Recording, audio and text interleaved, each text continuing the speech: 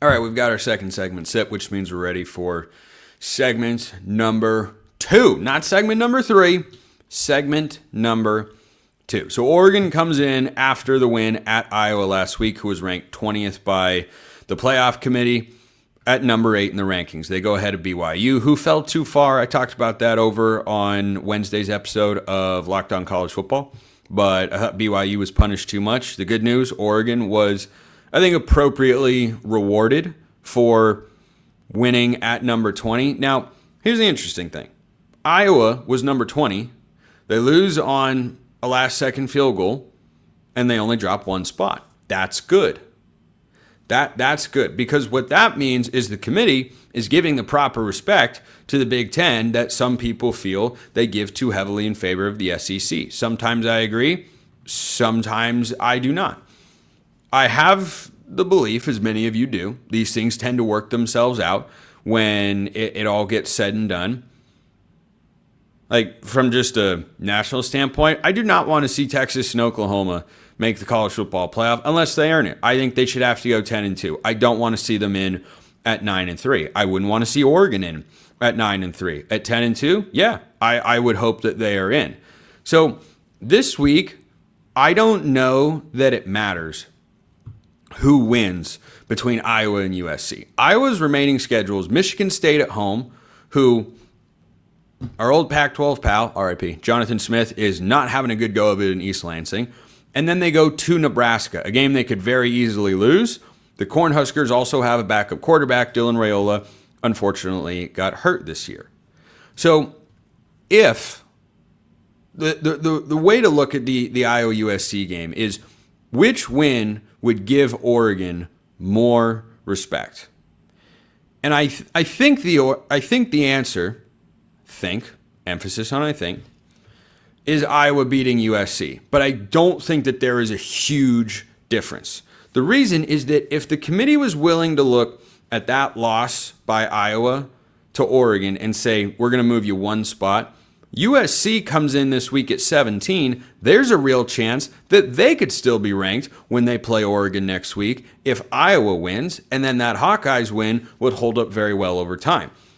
What Oregon needs to have in the event that they were to, let's say, beat USC next week after beating Minnesota on Friday, and that's an if. USC is a good team.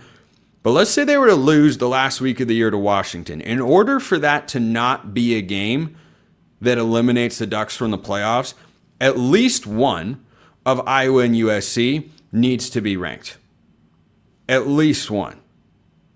And so if that winds up being USC, fine. Because Oregon plays USC next week, they might wind up giving them their third loss. Now, maybe Iowa does that. But then all of a sudden, Oregon beating USC would give them their fourth loss, but maybe the Iowa win would hold up. So there's all this back and forth, and I think it can work out in either direction. And of course, forever and always, if Oregon wins their next 3 games, they're in the playoff. They might even get to host a game. They probably would get to host a game in Eugene because the top 4 seeds will get byes to the quarterfinals, which if the playoff ended today would be Ohio State, Indiana, Texas A&M, and Alabama. And then the next 4 teams would host, and that would be Georgia, Texas Tech, Ole Miss, and Oregon. So I think if Oregon goes 11-1, this is a 9.5 on Spencer's scale of agreement. You never know with the committee, but it is a 9.5 for me that 11-1 Oregon will not get jumped by anybody behind them. Oklahoma has the potential to do it if they were to beat Bama, but then Alabama would come down and Oregon would have the chance to go ahead, and they'd have the better record there. So overall, if you're thinking, well, do I want Iowa? Do I want USC? It can work out either way. It really can. But what you would like to have at the end of the year when the regular season is done, if, God forbid, Oregon loses at Washington in a few weeks, which is possible, rivalry road game, Washington's a good team. Not a great team, but a good team. If that were to happen, what you would not want to have is for the committee to be able to look around and go, wait a minute, we don't have any teams currently ranked on Oregon's schedule that they beat. And then they just lost to an unranked Washington team. That would not be good. That would not be good. So overall, yeah, it's kind of just going forward, business as usual and such. But I thought about it more and more as I was recording the show and before I recorded the show and realized, yeah, I don't think it matters. So if you want to root against USC for the sake of rooting against USC and root for Iowa because you respect the Hawkeyes and what their program is about, that's totally fine. If you'd rather USC win so that next week is a bigger showdown and you throw in an outside possibility, which is not likely, as I'll talk about later, that game day would come to Eugene again, then sure. That's fine. I really don't think there's that big of a difference between the two different outcomes there. So, L Skywalker 4522560, a lot of numbers in there, says, of the realistic outcomes, which seed does Oregon want most? It seems like 8-9 is the worst draw. Collision course for a second round matchup with Ohio State, no thanks. I'd almost rather have a 10 or 11 than 8-9. I hear you on that. Because Oregon against Ohio State in the regular season, thumbs up. In the postseason, hasn't gone well over the years. However,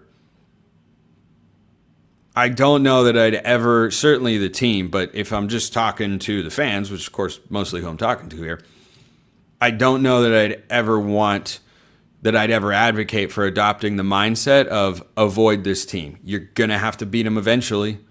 If they're as good as we think, you're going to have to be, and going into a postseason saying, well, scared of this team, don't want to play that team. Well, I hear you, but also it's not the right way to think about it. It's not the way the team should think about it, and I don't think that it is. And frankly, the story of coming back after last year, beating Ohio State in the quarterfinal, would be quite the moment for Dan Lanning and the Ducks, because Ohio State is indeed a very good football team.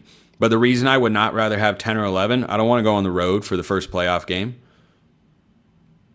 I want that game to be at Autzen Stadium for the fans, for the program, but also for the likelihood of winning. A lot easier to win at home than it is on the road. So no, I wouldn't want to have a seed that puts you into a road playoff game and then a neutral site playoff game. The home game should be the ultimate prize. Teams that get a bye in the playoff, I've said this for a long time, should get a home playoff game.